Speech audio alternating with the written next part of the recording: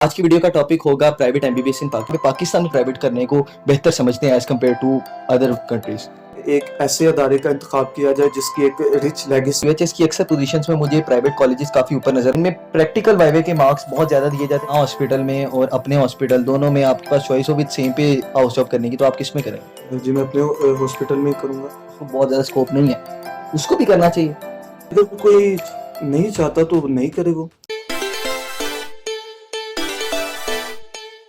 अस्सलाम वालेकुम viewers, the ordinary minds के यूट्यूब चैनल पर एक नई वीडियो के साथ हम आपका वेलकम करते हैं। आज की वीडियो का टॉपिक होगा प्राइवेट एमबीबीएस इन पाकिस्तान। तो इस बारे में जितनी भी डिटेल इंशाल्लाह हमारे पास मौजूद होगी हम वो आपको फराहम करेंगे। तो इस टॉपिक पर डिस्कशन करने के लिए हमारे साथ मौजूद हैं मुनीब हैदर, तो जो कि खुद इस वक्त प्राइवेट एमबीबीएस कर रहे हैं एलएमडीसी से। तो अस्सलाम वालेकुम मुनीब, वालेकुम अस्सलाम। सबसे पहले तो आप हमारे व्यूअर्स को अपना एजुकेशनल बैकग्राउंड बता दें ज़रा। स्कूलिंग मेरी मुरीद के से है और एफएससी जो सी है वो मैंने अपने गवर्नमेंट कॉलेज यूनिवर्सिटी लाहौर से की और अब मैं प्राइवेट एमबीबीएस एलएमडीसी से कर रहा हूँ। तो सबसे पहले तो मैं आपसे ये पूछूंगा कि क्या आपका पहली अटेम्प्ट में जो दाखिला है वो इसमें प्राइवेट में हो गया था या आपने एडिशनल अटेम्प्ट्स ली थी? जी, मैंने एडिशनल अटेम्प्ट ली थी और एडिशनल अटेम्प्ट इसलिए ली थी क्योंकि हर स्टूडेंट का ख्वाब यही होता है कि पब्लिक सेक्टर में एडमिशन हो। तो इसलिए मैंने सेकंड अटेम्प्ट की कि एमबीबीएस के लिए पब्लिक सेक्टर में एडमिशन हो, तो इसलिए नहीं हो सका, तो प्राइवेट में जाना पड़ा। अच्छा, तो आपने दोनों साल सेम इंस्टीट्यूट से तैयारी की थी जी, एमबीए करने सेम इंस्टीट्यूट से मैंने किप्स से तैयारी की थी। और मेन दो। कैंपस से उनके? जी, मेन कैंपस। अच्छा, तो अब आप मुझे ये बता दें कि आपने जब प्राइवेट एमबीबीएस, क्योंकि जब आपने जो रिपीट ईयर होता है उसमें मुझ क्योंकि मैं मेडिकल बैकग्राउंड से ताल्लुक़ रखता हूँ तो मुझे पता है कि कितना प्रेशर होता है, पीयर प्रेशर भी, उसके बाद आपके दोस्तों का, आपकी फैमिली का प्रेशर होता है। तो क्या आपको कोई इस तरह के प्रेशर का सामना करना पड़ा था? जी, प्रेशर तो काफ़ी होता है। आपको पता है कि एक मेडिकल का जो फ़ील्ड है इसमें वैसे भी डिप्रेशन तो काफ़ी होता है। तो डिप्रेशन तो काफ़ी था। टॉपर बैकग्राउंड था, उसकी वजह से एक यही अब पेरेंट्स एक्सपेक्ट कर रहे थे कि पब्लिक सेक्टर में हो, लेकिन नहीं हुआ, तो इसलिए प्राइवेट में जाना पड़ा। अच्छा, प्राइवेट में भी मैं समझता हूँ कि प्राइवेट में बहुत सारी एक यहाँ पे पॉपुलर जो सोच होती है वो होती है आप बच्चे को किर्गिस्तान या इस तरह के बाहर के मुल्क में भेज दें, जहाँ पे आपकी थोड़ी सी कॉस्ट कम हो जाएगी एमबीबीएस की, या आपका थोड़ा सा खर्चा बच जाएगा। लेकिन मैं तो उस चीज़ से इत्तेफाक नहीं करता। आपके उस बारे में क्या राय है कि आप प्राइवेट को उसके मुकाबले में अगर रखें तो आप क्यों यहाँ पे पाकिस्तान में प्राइवेट करने को बेहतर समझते हैं as compare to other countries? Pakistan में ये है कि जो हमारे इंफ्रास्ट्रक्चर है मेडिकल कॉलेजेस का और जो एक एकेडमिक है वो काफ़ी बेहतर है किर्गिस्तान से। और दूसरा ये है कि जो किर्गिस्तान है वहाँ जो भी स्टूडेंट्स जाते हैं वो अल्टीमेटली ट्रैवल एजेंट बनते हैं और फिर वो ऐसे ही एक फ्रॉड सा करते हैं न्यू स्टूडेंट्स के लिए कि वो एक ट्रैप कर लेते हैं कि भाई अब आप इन मेडिकल कॉलेजेस में ये अच्छे हैं, लेकिन वो अच्छे नहीं होते और ना यहाँ आके उनका कोई स्कोप होता है। तो अब ठीक है, वो तो आपका हो गया किर्गिस्तान और प्राइवेट में। अब विद इन प्राइवेट भी मेरे हिसाब से कोई 15 से 20 इंस्टीट्यूट्स ऐसे हैं जो पाकिस्तान में इस टाइम ऑफर कर रहे हैं एमबीबीएस। तो आपने एलएमडीसी ही को क्यों चूज़ किया? क्यों, बाकी मुझे जैसे पता है कि शालामार वगैरह इस तरह के मेडिकल कॉलेजेस और भी हैं, तो आपने क्यों एलएमडीसी को चूज़ किया? जी, एलएमडीसी को इसलिए चूज़ किया कि हर स्टूडेंट अपना कंफर्ट ज़ोन देखता है। मैं चूँकि मुरीद के में रहता हूँ, तो मैंने देखा कि सबसे पहले तो मैं लाहौर में एडमिशन हूँ और लाहौर में एडमिशन के लिए मुझे देखना था 4-5 जो अच्छे मेडिकल कॉलेजेस थे, उनका ही इंतख़ाब करना था। अब उसमें से मैंने एलएमडीसी इसलिए चूज़ किया कि एक ऐसे अदारे का इंतख़ाब किया जाए जिसकी एक रिच लेगेसी हो और एकेडमिक काफ़ी उसका अच्छा हो, और इसलिए मैंने एलएमडीसी को फिर अपनी प्रायोरिटी लिस्ट में नंबर 1 रखा। आपने तो ये एलएमडीसी का तो हो गया। अब मैं जो देखता हूँ कि अक्सर मैं भी क्योंकि फ़ॉलो करता रहता हूँ यूएचएस को, तो यूएचएस की अक्सर पोज़ीशंस में मुझे प्राइवेट कॉलेजेस काफ़ी ऊपर नज़र आते हैं। अक्सर उनकी 1 या 2 पोज़ीशंस उसमें होती हैं। तो क्या आप समझते हैं कि क्या यूएचएस की जो पब्लिक सेक्टर के कॉलेजेस हैं, क्या उनका उतना अच्छा स्टैंडर्ड नहीं है, या उधर क्या बच्चों को उतनी तवज्जो नहीं दी जाती, या उधर लिबर्टी ज़्यादा है, इधर कम है? तो क्या ऐसी वजह है जिसकी वजह से प्राइवेट सेक्टर के कॉलेजेस इतने अच्छे मार्क्स स्कोर कर रहे हैं?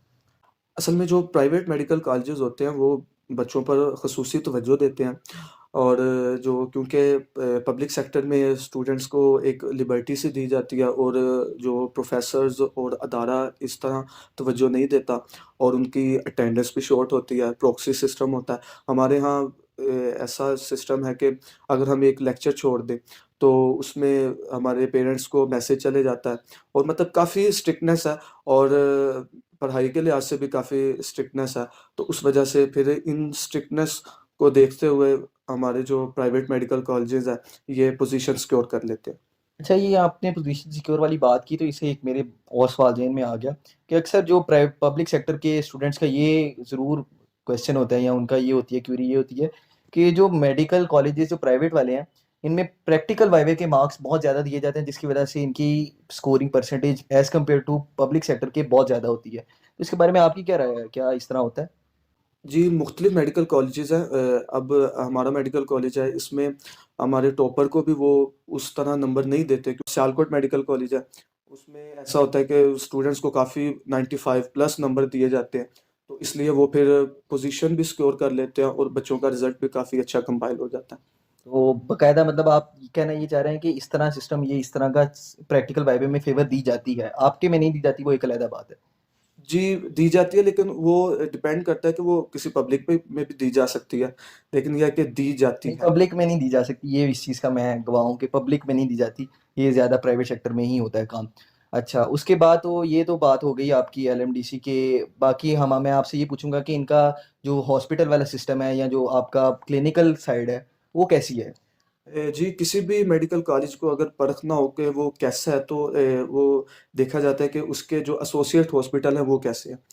एसोसिएट हॉस्पिटल किसी भी मेडिकल कॉलेज की स्ट्रेंथ होता है। रिसेंटली मियां आमिर महमूद ने हमारे मेडिकल कॉलेज को ओन किया, तो उन्होंने एक अच्छा एलएमडीसी टीचिंग हॉस्पिटल हमारे मेडिकल कॉलेज के बिल्कुल साथ ही तमीर हो रहा है। और अब जो क्लिनिकल वर्क है वो इससे भी बेहतर होगा हमारा। अच्छा, ये तो आपने बात कर दी, अगर मैं आपको ऑफ़र दूँ कि आप जिन्ना हॉस्पिटल में और अपने हॉस्पिटल दोनों में आपके पास चॉइस हो विद सेम पे हाउस जॉब करने की, तो आप किस में करेंगे? जी, मैं अपने हॉस्पिटल में ही करूँगा। उसकी वजह ये है कि क्योंकि बाद में जो किसी भी हॉस्टल में अगर गवर्नमेंट हॉस्पिटल में आप करते हैं हाउस जॉब, तो काफ़ी मुश्किलात फेस करना पड़ती हैं, ड्यूटीज़ ज़्यादा लेते हैं, और क्योंकि इंटरेक्शन भी नहीं होता सीनियर्स के साथ, तो वो फिर एक काफ़ी हेक्टिक लाइफ हो जाती है।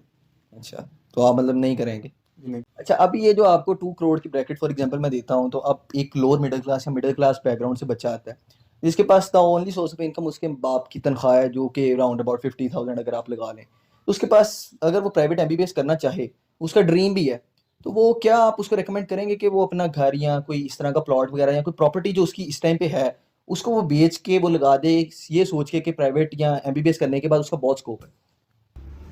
जी, मेरे ख़्याल से लगा देना चाहिए, क्योंकि एमबीबीएस का स्कोप है, और कल को वो जो जो भी उसने अपनी प्रॉपर्टी लगाई है वो उसे कल को पूरा भी कर सकता है। और प्रॉपर्टीज़ तो देखें ना, प्रॉपर्टीज़ तो आने जाने वाली चीज़ है। कैरियर अच्छा ऐसा मतलब रिस्पेक्टेबल और जिसका इतना स्कोप हो कैरियर, वो मिल जाए तो उससे बेहतर क्या बात है। अच्छा, आपकी ये जो स्कोप वाली जो लाइन है, उससे काफ़ी लोग, काफ़ी सारे डॉक्टर्स इख्तिलाफ़ करेंगे। तो जिनको कुछ पर्सनली मैं भी जानता हूँ जो इख्तिलाफ़ करेंगे। तो ये तो फिर अगर फॉर एग्ज़ाम्पल किसी के लिए स्कोप है या नहीं है, या उसके लिए एक स्टैंडर्ड स्कोप है, उसका खुद लगता है कि उसको बहुत ज़्यादा स्कोप नहीं है, उसको भी करना चाहिए। अगर कोई नहीं चाहता तो नहीं करे वो।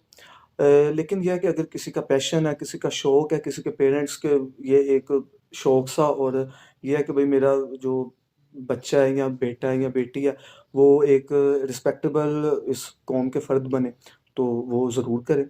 और अगर वो नहीं समझता कि भाई उसे स्कोप इसमें नहीं मिलता, तो वो ना करे।